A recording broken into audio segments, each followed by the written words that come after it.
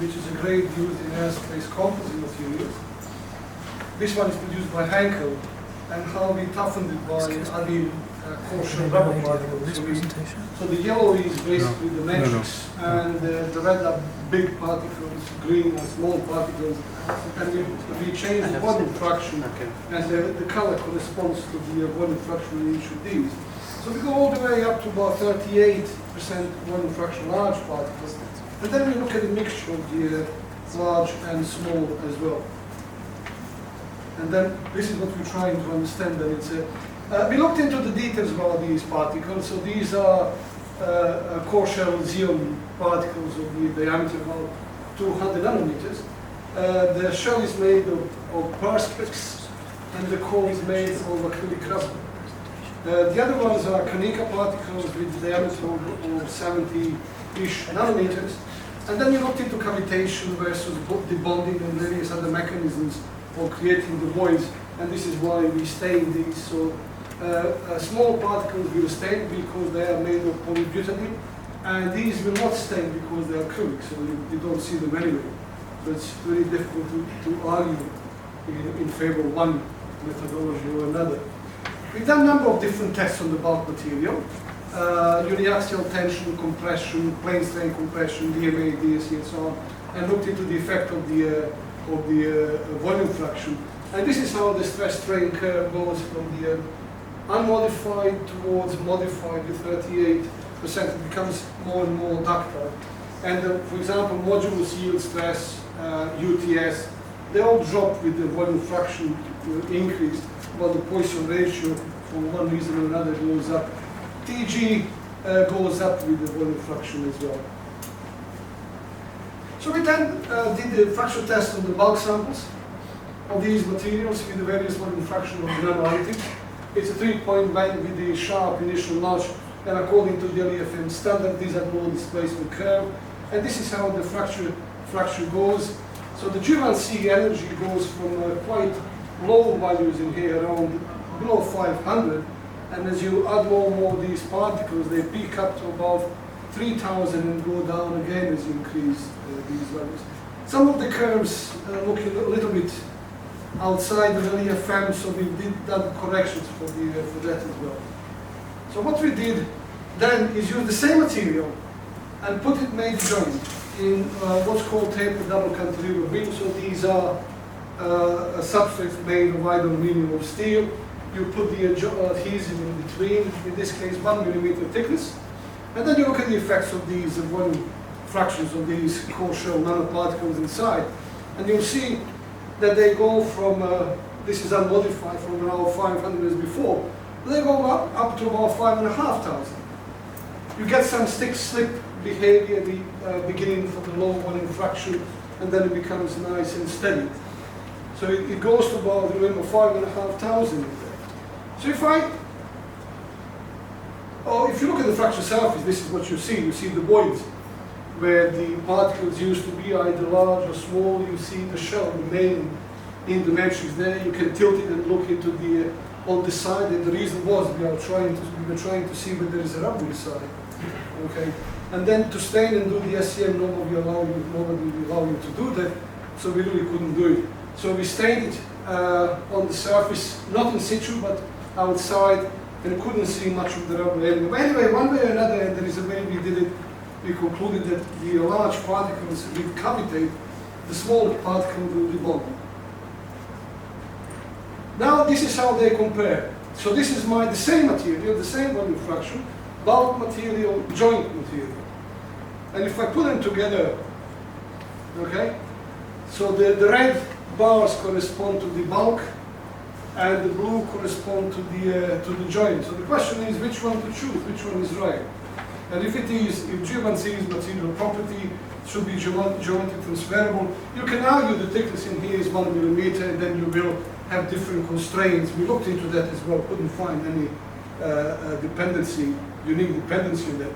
So let's look a bit about the theory in this. So the old theory by our friend Tony Kimball from Imperial says that the fracture toughness as the bone gap should behave like that.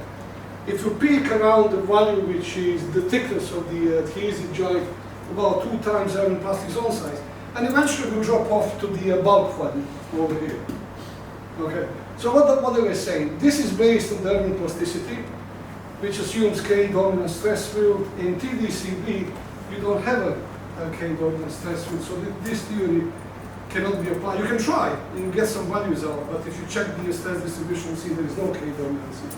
So we look into this thing to see if this is a crack tip and this is the fracture process zone, this is far field plasticity, we can express the total G as the sum of the intrinsic value, which should be material property, plus far field extrinsic or plastic contribution to that. And there are a number of people who did some or attempted to try to do this. So we are doing this. So we decided to concentrate on the material that we had most of it, which is the one with 22% of the large and 18%, 60% of small particles.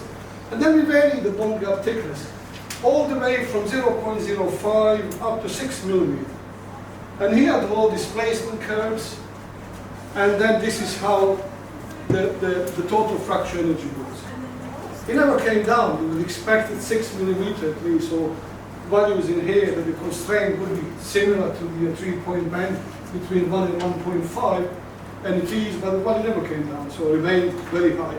At these points, the crack became unstable, just went bang as well. Okay, so we looked into the cracks, into the fracture using traditional optical microscopy under bright light, under cross polarized. So you see, so we did start-stop. So we ran the crack at a certain point, we stop in there and then look at the side of the fracture surface. And you see the extension, this is where the crack tip point is, crack tip is, and this is where the end of the damage is in a way, plasticity. And then you see this dark region and the polarized light, you see the bright containing these localized shear information in there. It's much better visible on the, under the polarized light. So we argue that this dark region, and you can see a plasticity outside of it, might to do something with the fracture processor.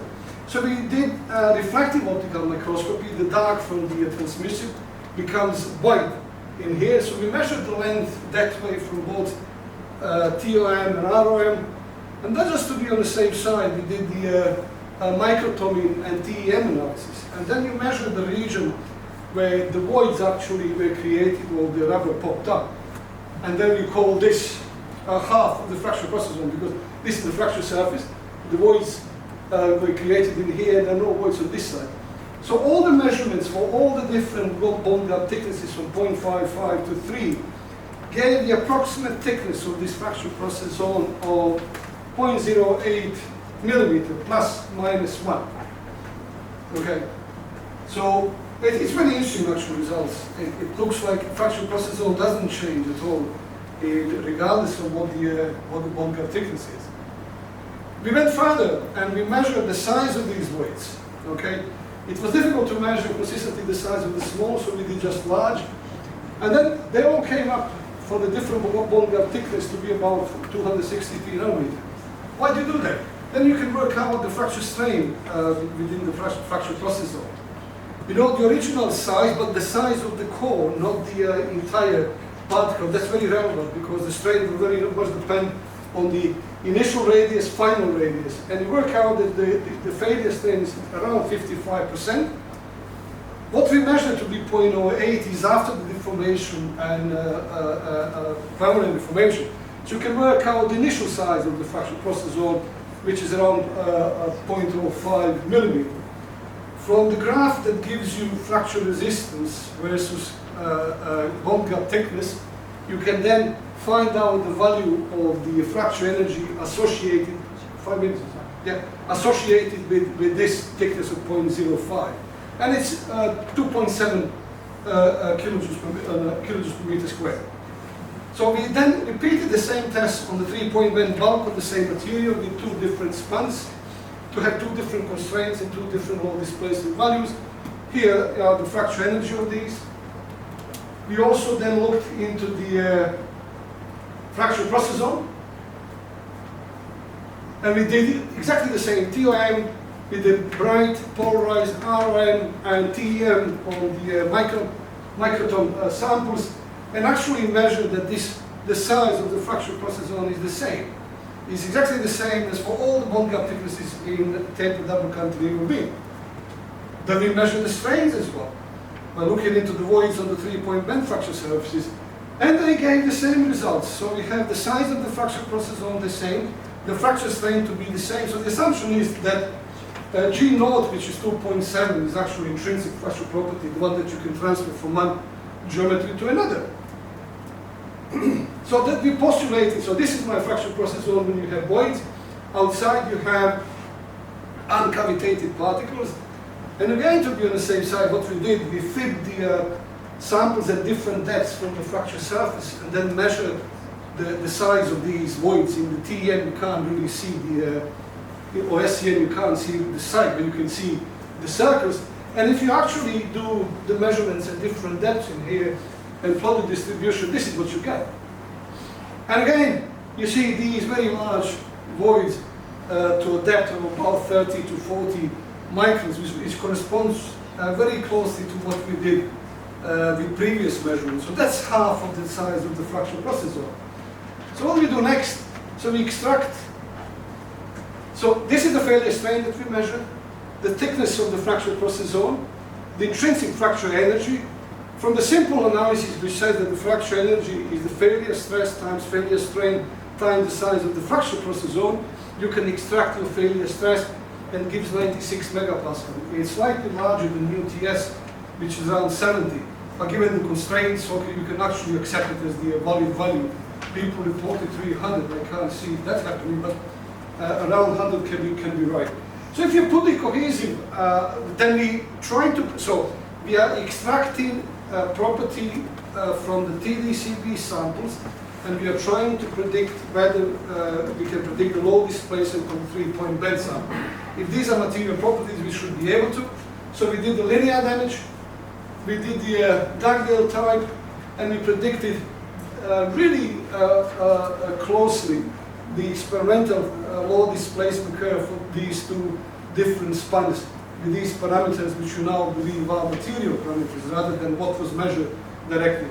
And then we repeated the whole story for these different volume fractions. So for brittle type materials with low volume fraction of the additives, you actually recover what that classical theory says for the large thickness you get to the bulk. So this is from the TDCB, and this is from the bulk, and they come close, and they come close again for the large thickness. So the theory only works for the brittle materials. When you have ductile materials, the theory which said that you increase the thickness, you get to the bulk values, doesn't work at all. That is it.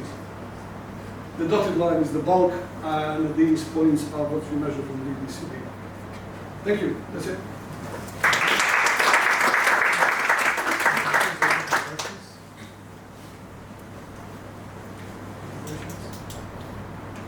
I have a question. So you did the TE analysis for the wall using the wall size? You used the TM. No, we did SCM for the void size. Okay. The TM we did to measure the size of the fracture process zone. So we just looked into where these voids actually cavitated and draw the line at these last voids cavitated points, and then said this is my region which corresponds to the fracture process zone. Okay. And we did the SCM measurements. For the void. And we looked into hundreds of fracture surfaces, into thousands of little voids, and then measured the size of them. It was very time-consuming process. And for the joint adhesives, you showed the low displacement curve where you have kind of a load curve. Yeah. So in some of the curves you have. That's a property of the taper cantilever beam specimen. When the crack comes close to the end of the sample, close to the edge, about a quarter of the length, it jumps because the stiffness of the sample, which is tapered, becomes so large, it just produces the fast crack propagation. Why do you have very smooth ones for some of the samples and for some of them it goes much. Oh, the stick slip and everything. Okay. For the low fracture toughness value samples, we got stick slip. For the high, which have a stable propagation, there are a number of theories to describe trying to explain the stick slip behavior. We believe is the rate dependence. In this sample, I believe the fracture energy depends on the rate, on the rate at which the crack propagates. We published a paper on that sometime ago, so it shows nicely, and you can predict these things. It's a rate dependence. Any other question? One question, you showed fracture mechanical properties at the beginning. Yeah. But what about thermal properties? How about any information about glass transition temperature? Well, yeah, I had it. You had? Oh, yeah. Sorry. The glass transition slightly goes up as the volume fraction of the coarser level particle goes up. There is a slide at the beginning, third or fourth slide, which shows that. Okay. Okay. Yep. We measured the TG there.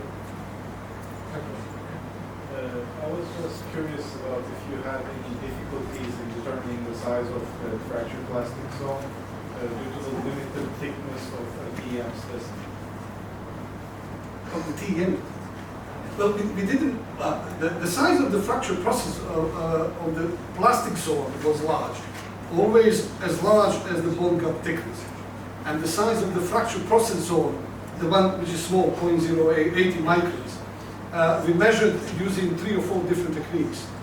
So we believe it's not an easy thing to measure, but we believe it's correct. We measure from TLM, ROM, TEM, and from fibbing samples as well.